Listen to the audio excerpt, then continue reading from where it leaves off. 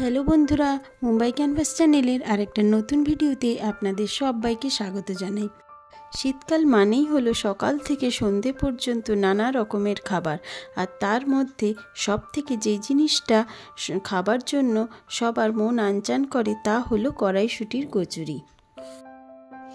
আর বাড়িতে কিভাবে এই খাস্তা খাস্তা কড়াইশুঁটির কচুরি বানিয়ে ফেলা যায় তার সব রকম টিপস আর ট্রিক্স আমি আপনাদের সাথে আজ শেয়ার করব। তাহলে আসুন রেসিপি শুরু করা যাক। কড়াইশুঁটি কচুরি বানানোর জন্য আমি এখানে প্রায় 500 গ্রাম মতো কড়াইশুঁটি ছাড়িয়ে ভালো করে পরিষ্কার করে ধুয়ে সেগুলোকে 2টো কাঁচা লঙ্কা আর 2 ইঞ্চি মতো আদা দিয়ে মিক্সারে ভালো করে পেস্ট করে নিয়েছি।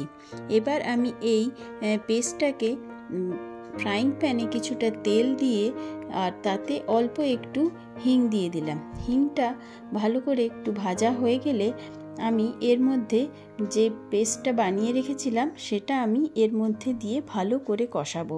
আর পেস্টটা দেওয়ার আগে আমি এখানে দেখলেন যে অল্প একটু হলুদ দিয়ে দিয়েছি। হিং কিন্তু অবশ্যই খুব ভালো কোম্পানির হিং ব্যবহার করবেন। এই হিঙের গন্ধই কড়াইশুঁটির কচুরির স্বাদ আর গন্ধকে বাড়িয়ে দেবে। কড়াইশুঁটি, কাঁচা লঙ্কা আর আদা দিয়ে যে পেস্টটা আমি বানিয়েছিলাম সেটাকে আমি এখন তেলের মধ্যে দিয়ে ভালোভাবে কষিয়ে নিচ্ছি। অল্প একটু শুকনো হয়ে এলে এর মধ্যে আমি এখন ভাজা করে রাখা জিরে গুঁড়ো দিলাম আর তার সাথে দিয়ে দিলাম অল্প একটু চিনি, আর আমি এর মধ্যে দিয়ে দিলাম 1 চামচ মতো গরম মশলার গুঁড়ো। সব কিছু দিয়ে খুব ভালোভাবে এটাকে একদম টানিয়ে নিতে হবে। বেশ শুকনো শুকনো হয়ে আসবে, তখন এটাকে নামিয়ে নিতে হবে। আমি এটাকে গ্যাস থেকে নামিয়ে নিয়ে একটা বাটিতে ঢেলে নিয়েছি আর এখন এটাকে একদম ঠান্ডা হতে দেবো। এবার আমি ময়দাটা মেখে নেব। এখানে আমি 1/2 কাপ ময়দা আর 1 কাপ আটা দিয়েছি। এর মধ্যে আমি এখন প্রয়োজন মতো নুন নিয়ে নিলাম আর আমি এতে 1 চিমটি খাবার সোডা দিয়ে দিয়েছি। এই খাবার সোডা দিলে কচুরি একদম খাস্তা হবে। আপনারা নিশ্চয়ই লক্ষ্য করেছেন ময়দাটা মাখার সময় আমি কিন্তু ময়ান দিইনি। ময়দাটা মাখার পরেই আমি এটার উপর থেকে তেল দিয়ে ভালো করে মাখিয়ে নিচ্ছি। ময়দা মাখার পরে যদি ওপর থেকে এইভাবে তেল দিয়ে মাখা হয় তাহলে কচুরিগুলো ভাজার সময় কচুরিগুলো একদম তেল টানবে না। ময়দাটাকে রেস্টিং টাইমে দিয়ে আমি এখানে আলুর দম বানানোর জন্য মশলাটা রেডি করে নিচ্ছি। এর জন্য আমি এখানে 2টো বড় সাইজের টমেটো নিয়েছি আর তার সাথে নিয়েছি 2 ইঞ্চি আদা দিয়ে পুরোটাকে ভালোভাবে মিক্সার গ্রাইন্ডারে পেস্ট করে নিয়েছি। এবার ওই পেস্টটার সাথে আমি 1 চামচ হলুদ গুঁড়ো, ধনে গুঁড়ো, জিরে গুঁড়ো, লাল লঙ্কার গুঁড়ো, গরম মশলা গুঁড়ো আর নিয়েছি অল্প একটু কাসুরি মেথি। সব কিছু একসাথে মিশিয়ে জিনিসটাকে ভালোভাবে একটু ভিজতে দিতে হবে, তাহলে মশলার স্বাদ আর গন্ধ এই টমেটোর পেস্টটার সাথে একদম মিশে যাবে। আর আমি এখানে প্রায় 500 মতো আলু ছোট ছোট করে টুকরো করে সেদ্ধ করে নিয়েছি। এখন আমি আলুর দমটা বানাবার জন্য ফ্রাইং প্যানে একটু বেশি পরিমাণে তেল দিলাম আর তেলে গোটা জিরে আর গোটা গরম মশলা ফোড়ন দিয়ে দিলাম।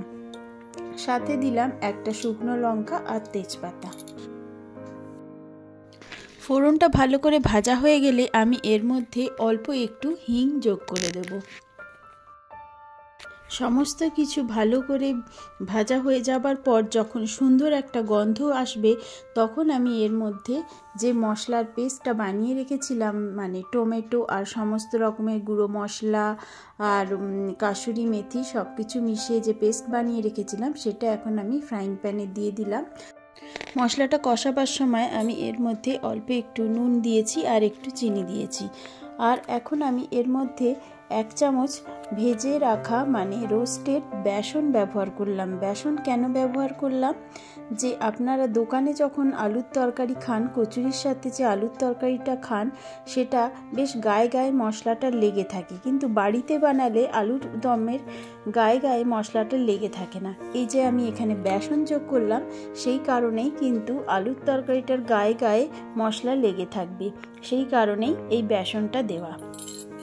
এখন আলুর দম আমার দেখুন তৈরি হয়ে গেছে আর এবার আমি কচুরিগুলো বানিয়ে নেব। মেখে রাখা ময়দা থেকে আমি এখানে ছোট ছোট লেচি কেটে নিয়েছি। আর লেচিগুলোকে এইভাবে হাতের সাহায্যে বাটির মতো বানিয়ে তার মধ্যে পুর ভরে ভালোভাবে মুখটা বন্ধ করে লুচির মতো বেলে নিতে হবে। কিন্তু লক্ষ্য রাখতে হবে যেন পুর বাইরে বেরিয়ে না যায়। এইভাবে আমি সব কটা লেচি বানিয়ে নিলাম। আর লেচি বানানোর পরে সেগুলো বেলেও নিয়েছি।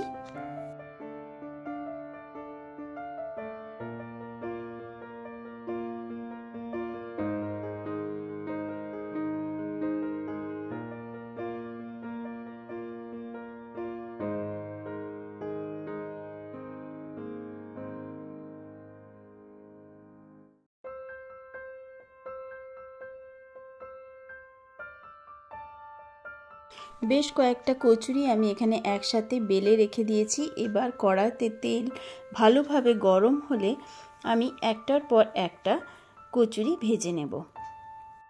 কড়াতে তেলটা হাই ফ্লেমে গরম করে নেওয়ার পরে সিমে এনে তেলের তাপমাত্রা মিডিয়াম করে নেওয়ার পরেই কিন্তু কচুরি ছাড়তে হবে। আর কচুরি ছাড়ার পরে তেলটাকে সমানে একটু নাড়িয়ে নাড়িয়ে দিতে হবে, যাতে এক জায়গায় তেলটা বসে না থাকে। এক জায়গায় তেলটা থাকলে কিন্তু কচুরি একটুখানি নরম নরম মতো হয়, খাস্তা হয় না। আর এইভাবে আমি সব কটা কচুরি ভেজে নিয়েছি। আমার এখানে প্রত্যেকটা কচুরি একদম ফুলকো আর খাস্তা হয়েছে। আপনারাও এইভাবে বাড়িতে গরম গরম কড়াইশুঁটির এই খাস্তা কচুরি আর নিরামিষ আলুর দম নিজেরাও বানিয়ে খান আর আপনার বন্ধু বান্ধব প্রিয়জন সবাইকে বানিয়ে খাওয়ান। আমি এখানে কড়াইশুঁটির কচুরি আর আলুর দমের সাথে ওই ছোট্ট বাটিতে নলেন গুড়ও পরিবেশন করেছি।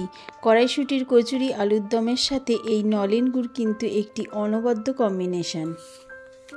রেসিপি কেমন লাগলো অবশ্যই কমেন্ট করে জানাবেন। ভালো লাগলে একটা লাইক, শেয়ার আর সাবস্ক্রাইব করে আমার পাশে থাকার অনুরোধ রইল। আমার রেসিপির টিপস আর ট্রিক্সগুলো ফলো করে অবশ্যই বাড়িতে একবার বানাবেন। তাহলে দেখা হবে আর একটা নতুন ভিডিওতে। টাটা।